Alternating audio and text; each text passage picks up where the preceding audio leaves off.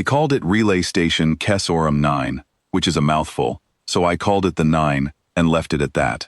I'd been posted there 11 months into a rotation that was supposed to last 4, watching cargo haulers dock and undock, running the sunward greenhouse dome because somebody had to keep the algae vats and the pepper beds alive, and mostly succeeding at the second thing more than the first.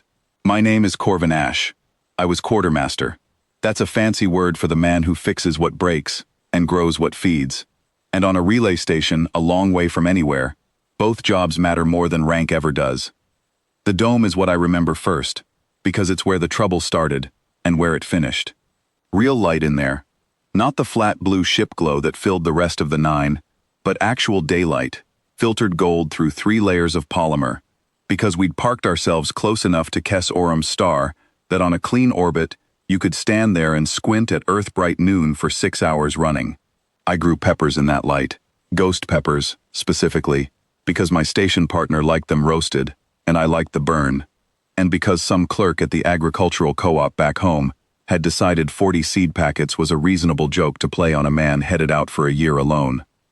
My partner was Tas Nyoral, Ilvanari, quilled forearms, eyes like wet river stone, a nose that could find a coolant leak 3 decks off.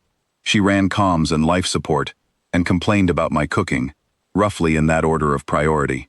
When the supply hauler Meridian Bell missed its docking window by 6 weeks with no signal, it left just the 2 of us on the 9, along with 400 sealed canisters of embryo stock, bound for a terraform colony, 3 systems over.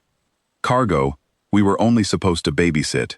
Cargo, that was never supposed to thaw. 1 canister thawed anyway. A gasket failure. Nothing dramatic. The kind of thing that happens on old stations and nobody notices, until it's too late to matter. By the time I found it, whatever had been packed inside, grist spawn, the manifest called it, some kind of livestock seed stock, round-bodied and quilled, each one about the size of a fist, had already split twice over. I want to be honest and say I did not panic. I stood in the cargo bay looking at 24 small spiny things chittering against the deck plating, decided this was a problem for later in the day, and went to get a broom. By the next ship cycle, it wasn't 24 anymore. It was closer to 200. Grist spawn breed, the way a bad rumor spreads through a crowded room, fast, and each new one dumber than the last, but there's always more of them to make up the difference. They chewed through crate insulation. They stripped the sheathing off 2 conduits before I even found the marks. Tas wanted to vent the whole cargo bay to vacuum and start over, and I understood the impulse. I really did.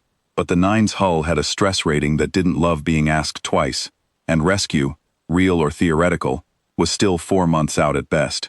Venting was a last resort I wasn't ready to spend yet. So I did what I generally do when a system fails on me. I fixed what was broken, and I figured out the rest as I went. The first 2 nights I tried the obvious things, because you try the obvious things first, and let them fail before you trust yourself to get clever about it.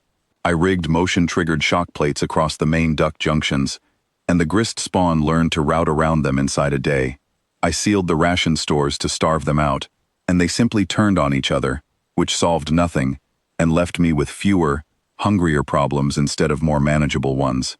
Tas logged every failure in the ship's record with a patience I didn't feel I'd earned, and neither of us said out loud what we were both quietly doing the math on, how many more failed attempts we had left before the hull integrity numbers stopped being theoretical. Here's the part nobody had bothered to put in the manifest. Grist spawn. Don't see much of anything. Every one of those quilled little bodies is basically a tongue wearing legs, tracking heat and protein scent through the ductwork, the way water finds the low ground. I learned that the hard way, standing in the dome with a wrench in one hand, and, because I hadn't eaten since the shift before, a whole ghost pepper in the other, watching 6 of them come boiling up out of a floor vent toward my boot, because I'd dropped a crumb of ration bar an hour earlier. I ate the pepper. Whole, no bread, no water. I want to be straight about why. I was tired and rattled, and eating something that hurt in a way I understood was, right at that moment, a good deal easier to manage than a swarm that didn't hurt in any way I could predict. All 6 of them stopped a meter out. Just stopped. Quills flattening, feelers curling back, and backed off the way you'd flinch from a wall you didn't see coming. Tass found me 40 minutes later, sitting on an overturned crate laughing the stupid, worn-thin laugh you laugh after 2 days without real sleep, half a jar of pickled ghost peppers in one hand and a hand scanner in the other. She asked what I'd found. I told her I'd found out how you fight something that doesn't have eyes to close. Capsaicin isn't poison to them, I checked, as well as our gear allowed. But their entire world ran through that scent taste sense, through feelers built to read protein and heat at range, and pepper oil at the concentration I'd been pickling it in overloaded that sense, the way staring straight into a welding arc overloads yours. It didn't kill a single one of them, it blinded them, in the only way that mattered to something that hunted by tongue. I'll skip past most of how we mapped 6 kilometers of ductwork, with a jar of pepper brine and a paint sprayer scavenged off the hull maintenance locker, because it took 4 days, and it was mostly just work. Ugly, patient, boring work, the kind that never makes it into anybody's story afterward. I sealed every vent I could reach with a thin bead of the stuff. I soaked rags in it and packed them into the gaps I couldn't seal outright.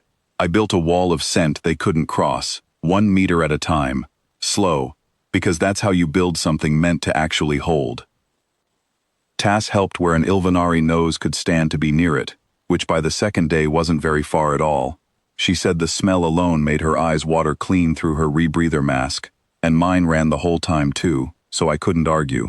She kept asking, in that careful sideways way people ask things they're afraid of the answer to, why I wasn't more afraid myself. I didn't have a clean answer for her then, and I'm not sure I have one now, except that fear is expensive, and I only had so much of it to spend, and I'd decided to spend mine on the parts of the job that could actually kill us both if I got them wrong.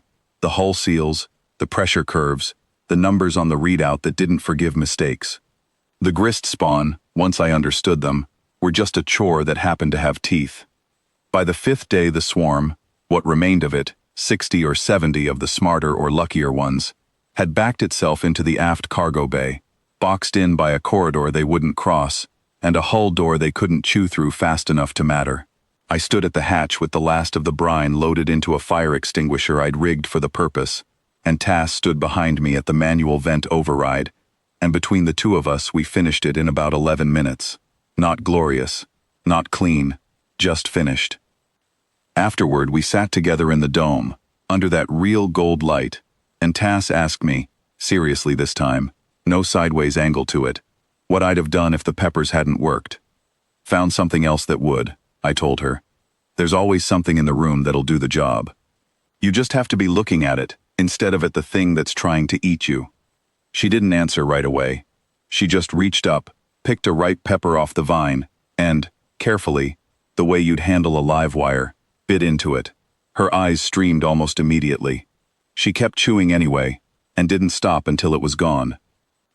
The Meridian Belle finally found us 6 weeks later, hull scorched dark around the aft vents, 400 embryo canisters, down to 340, and 1 jar of pickled peppers, empty, sitting on my workbench, like a trophy nobody was ever going to build a case for. The incident report I filed ran 3 lines. Cargo containment breach, resolved on site, no injuries, no further action required. Tass keeps a pepper plant in her quarters now, on whatever station she's posted to these days. She says it reminds her of the biggest problem she ever watched a person solve, and how he solved it with lunch.